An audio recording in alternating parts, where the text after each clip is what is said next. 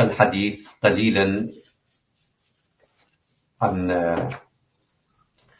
اللغة البهلوية واللغة الكردية التي كانت سائدة قبل العهد الإسلامي.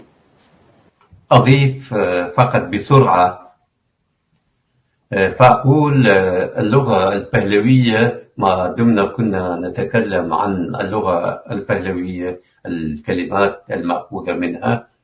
اللغة البهلوية كانت من أغنى اللغات الآريانية، وكتبت بها الكثير من الوثائق والكتب، حيث أنه في الفترة الواقعة بين القرن الثالث والسابع الميلادي تمت كتابة كتب وسجلات مثل زند آفيستا وأزدفيراس نامج ودينجرت وبوندهش ويندنامجي زراتوشت ومينوكي خرط التي هي مكتوبة باللغة البهلوية، وكذلك ألف ليلة وليلة وكليلة ودمنة وآية نامة وشطرنج نامة وغيرها. كل هذه كانت كتب كردية مكتوبة باللغة البهلوية، وتمت ترجمتها إلى اللغات الفارسية والعربية. ومع الأسف المؤرخون والكتاب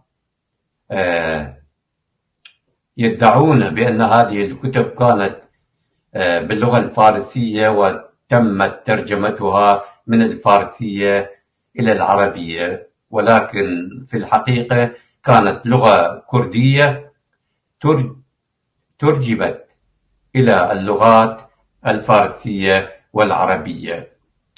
هذه المعلومات مأخوذة من كتاب الدكتور جمال رشيد أحمد ظهور الكرد في التاريخ، دراسة شاملة عن خلفية الأمة الكردية ومجدها، الجزء الثاني، الطبعة الثانية، أربيل سنة 2005، صفحة 126.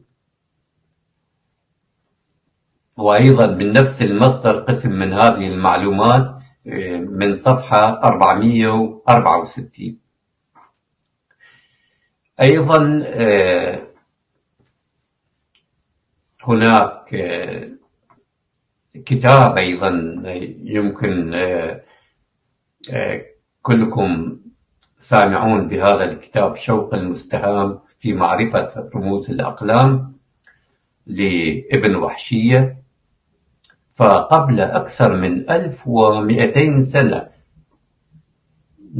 نشر هذا الكتاب، ويقول في كتابه بأنه شاهد بأمعينه 30 كتابا مكتوبا باللغة الكردية، وقام بترجمة كتابين من هذه الكتب 30 التي شاهدها، وهي كتاب إفلاح الكرم والنخيل، وكتاب علل المياه وكيفية استخراجها من الأراضي المجهولة. نرى هذان الكتابان كتابان علميان في ذلك العهد، قام الكرد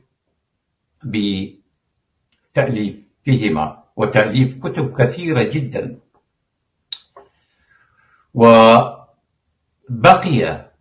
اللغة الكردية كلغة رسمية في بلاد ميزوبوتاميا، بلاد ما بين النهرين، إلى العهد الأموي.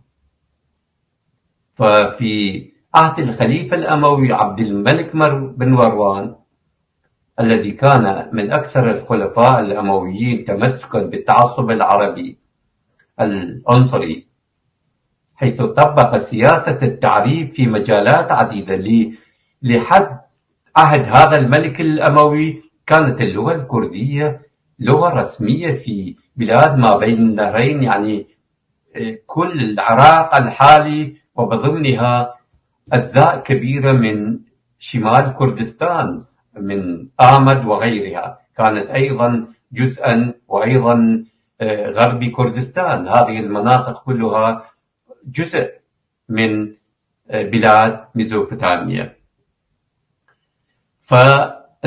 فبذلك منع استعمال هذا الخليفة اللغة الكردية في الدواوين والشؤون الرسمية الإدارية، فقام بتعريب الجهاز الحكومي الإسلامي في زمن أبو محمد الحجاج بن يوسف الثقفي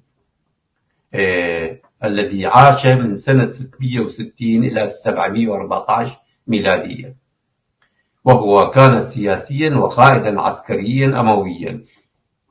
حينذاك في ذلك العهد كان العراق يعني بلاد ميزوبوتاميا تشمل عراق العرب وعراق العجم. كانت جميع الدواوين الرسمية بإدارة رجل كردي اسمه زادان مروخ. تمت ترجمة جميع الدفاتر وأمور الدولة من اللغة الكردية إلى اللغة العربية في زمن الحجاج الثقفي وبأمر منه.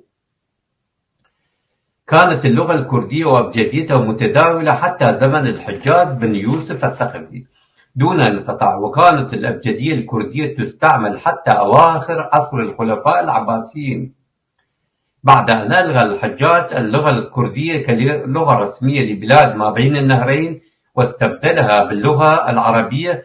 بقيت اللغة الكردية وأبجديتها مستعملة على نطاق ضيق وبشكل سري.